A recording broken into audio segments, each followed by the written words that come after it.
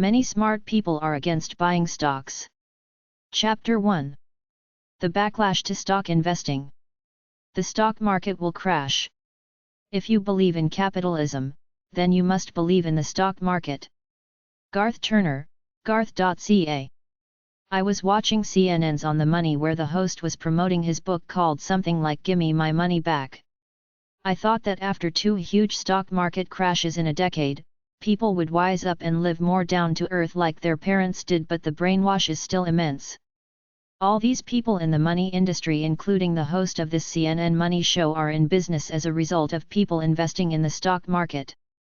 I have never heard anybody say save your money in a fully safe savings account or savings bonds and look for ways to earn money over and above your regular job, like take a part-time job or start a weekend business.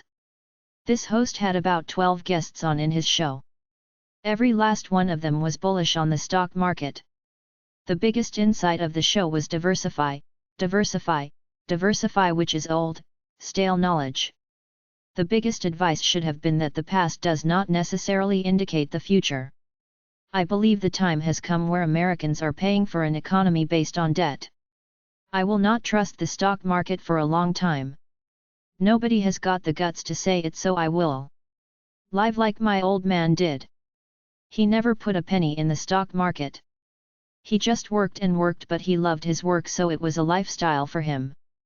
Some people think that the idea of playing the stock market as the thing that smart people do is a bill of goods being sold to us through mainstream financial education. It's supposedly cool to invest in stocks, even though very few people, at least lately, seem to make much money in stocks. Some people say it's a big brainwashing job. They say if you are going to play the stock market, be vigilant and proactive. Watch it. Make some money, then when you see things go south, get out for a while. Just watch the economy. It parallels stock market performance. Watch what the government people say with their economic reports, some of which are at census.gov, bea.doc.gov, bls.gov, statisa.gov. The real game is to make money while keeping it safe. One way is to be vigilant about the stock market, buy some stocks, make a profit, then sell, then repeat the process, but as long as you have money in stocks, you could lose it. When there is an oncoming bear, get out of the stock market. The new voice in investing money is to be more nuts and bolts and be more balanced. Get into rental/selling real estate or running a business that brings in a steady income.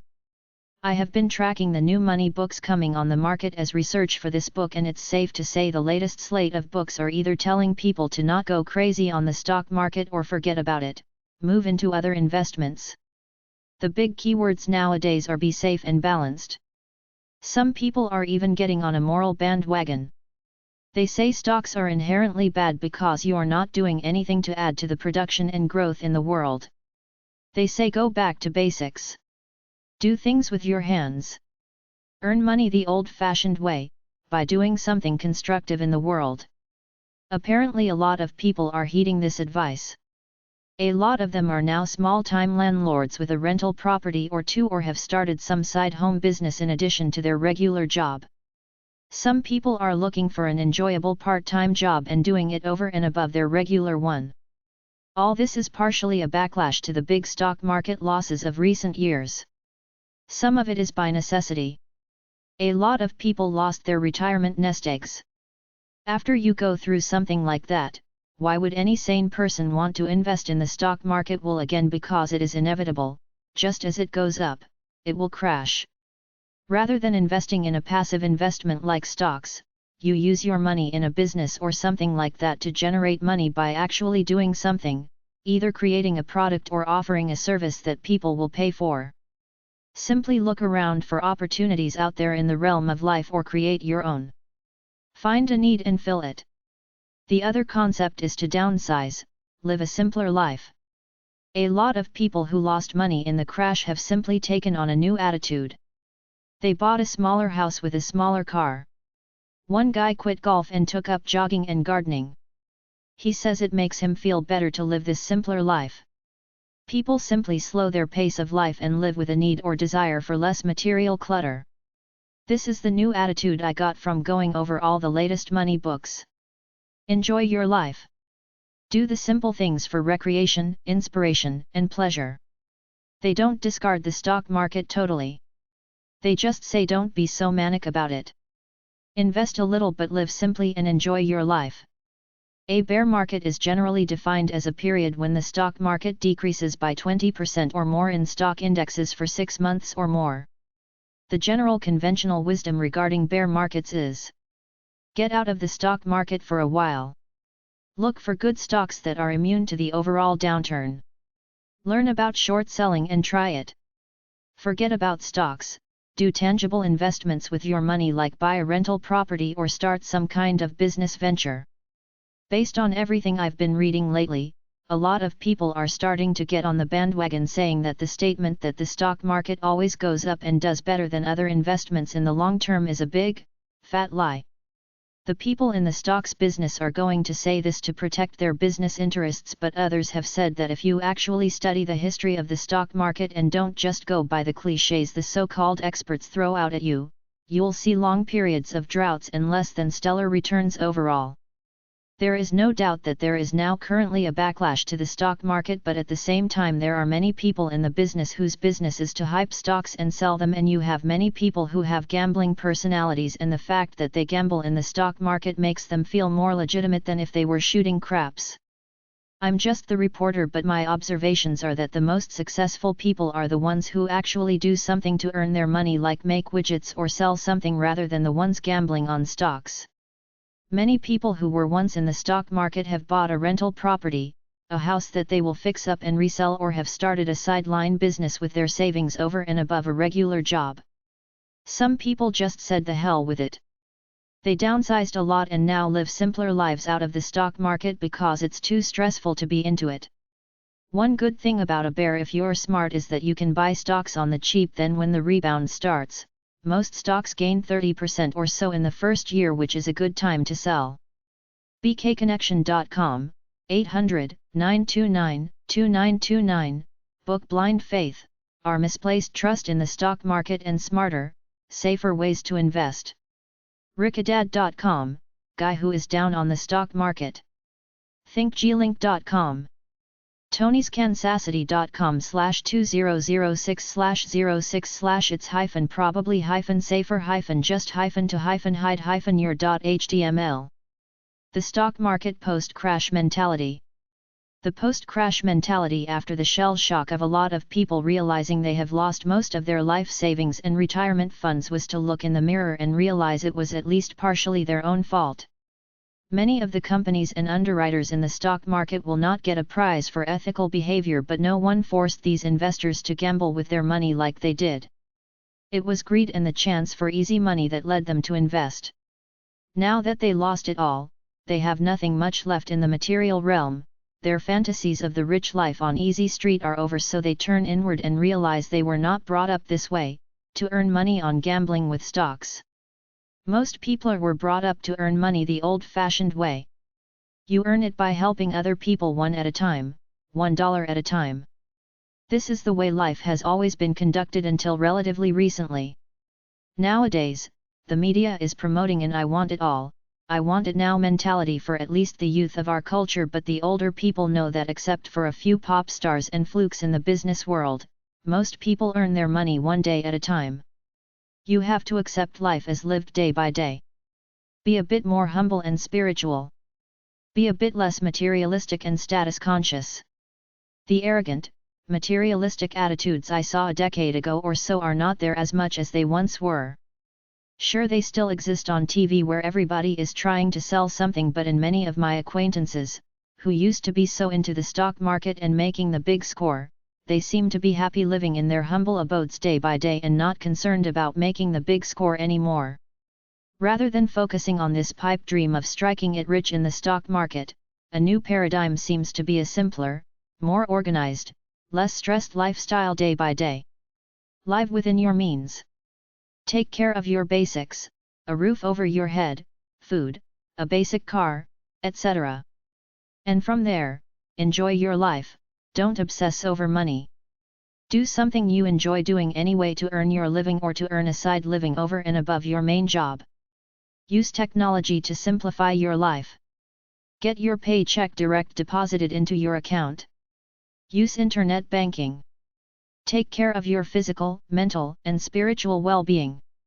Rather than expensive canned tourist trips, consider simpler ones closer to your neck of the woods.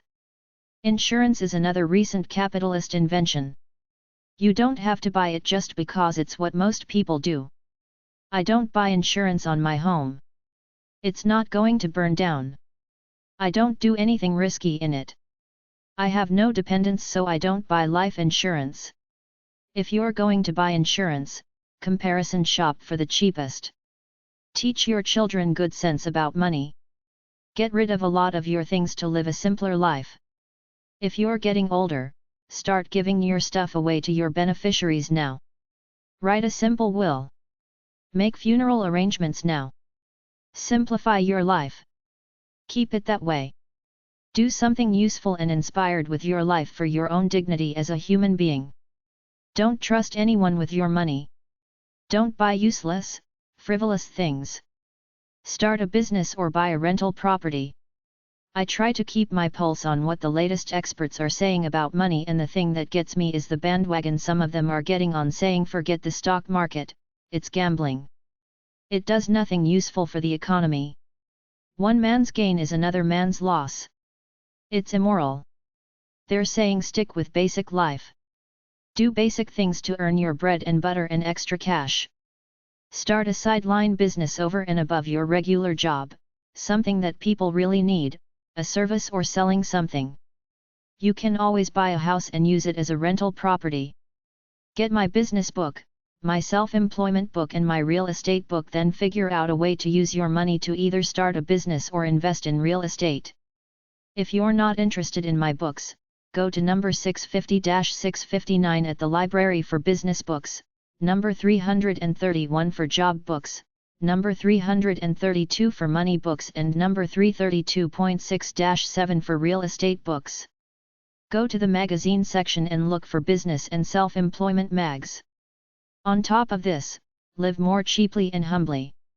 Safe, comfortable stock investing, in hard times. What do people need no matter what? Basic food, telephone, electricity, gas for cars, healthcare, drugs, etc. Buy blue chip stocks in these areas. Focus on large companies who are the leaders in their industries. Buy stocks that pay dividends. Sell off your bad stocks.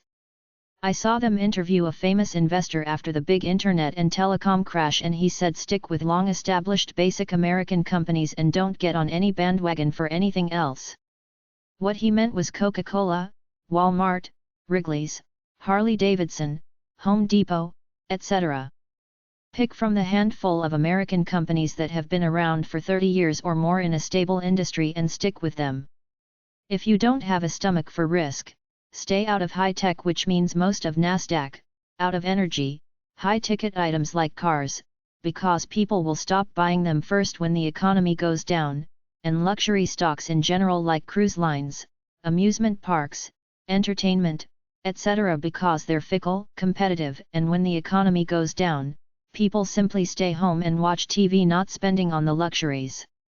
My idea of a safe stock portfolio is to pick companies that are stable, have been around a while, dominate their field, may be huge, may not, but they're in fields that people use all the time.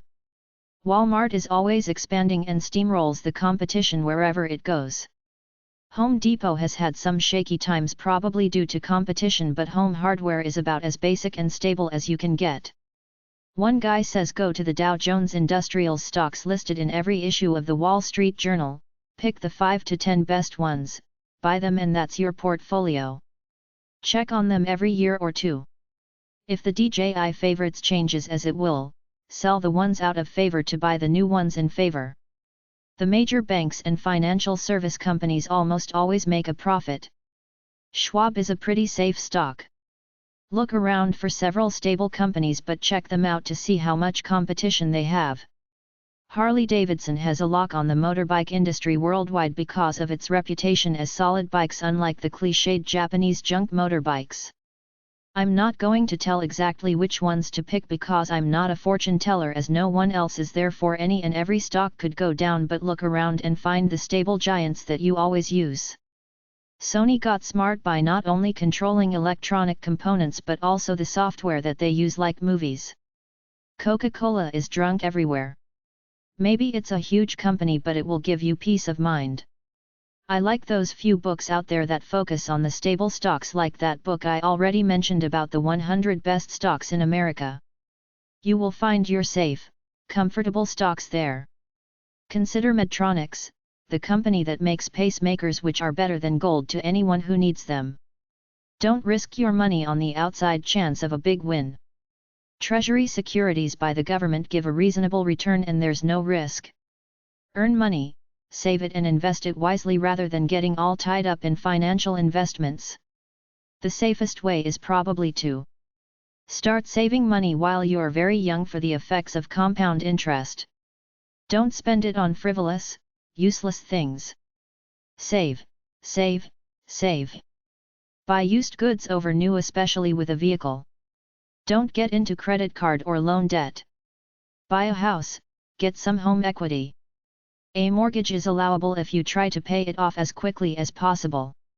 Maximize your use of retirement savings plans. Keep half of your portfolio in a no-risk investment like government treasury bills, public debt.treasury.gov, or bonds.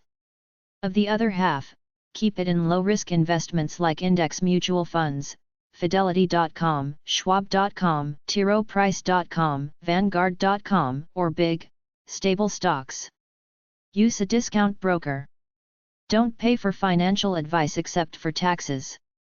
Educate yourself, do your own investments. Invest in the big stable companies and simply keep your money there for 20+ years. 20 years is long enough to survive several bear markets and be way up from where it was 20 years previous. Avoid all the temptations you always hear about quick investment success. Be patient. Too many people want to make money too fast, so they invest in risky tech stocks. Stick with the comfortable retailers that have been around for 50 years or more. Beware of the pump and dump syndrome. Ordinary investors do it by hyping the stocks on the internet.